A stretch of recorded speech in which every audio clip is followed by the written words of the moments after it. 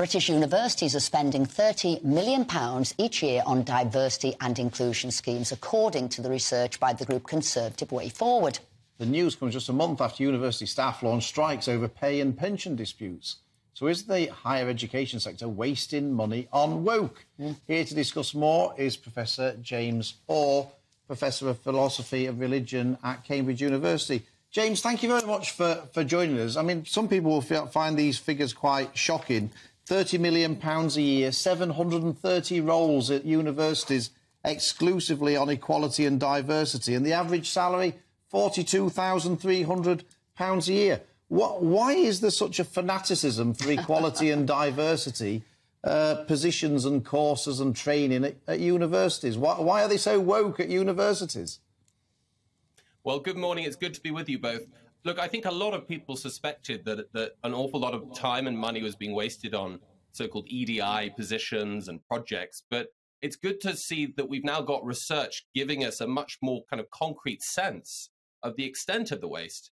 Look, no one's against the idea that British universities should be attracting staff and students from all around the world. Of course they should. That's what makes the UK, relative to its size, one of the best in the world at higher education.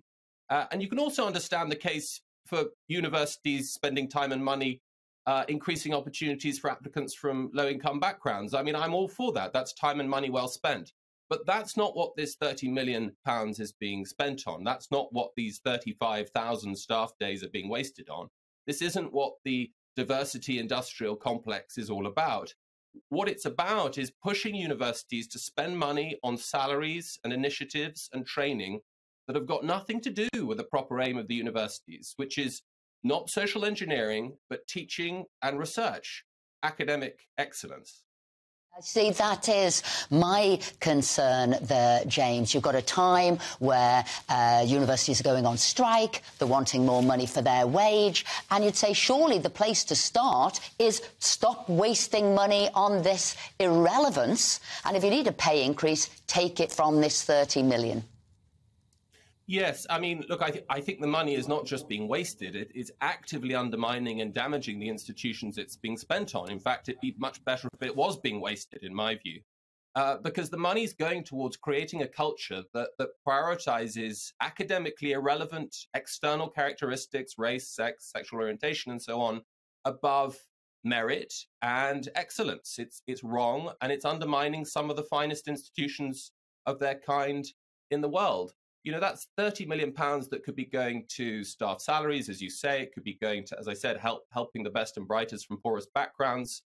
But what it's funding is a kind of an emerging class of diversity mandarins. And serious money is being spent in cash-strapped times, money that's going to have to be picked up in the end by students via loans, and half of the loans are eventually picked up by the taxpayer, the research seems to show. As I said, in exceptionally challenging economic times. And it's also wasting a great deal of time, as we now discovered, 35,000 staff days altogether on empirically discredited training programs.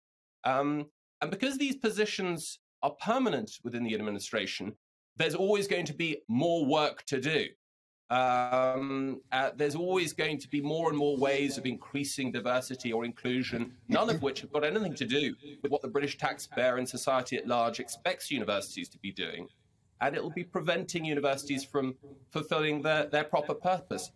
But it's very difficult to get universities to understand this. I think it was Sinclair Lewis who once said it's very hard to get someone to understand something when his salary depends upon him not understanding.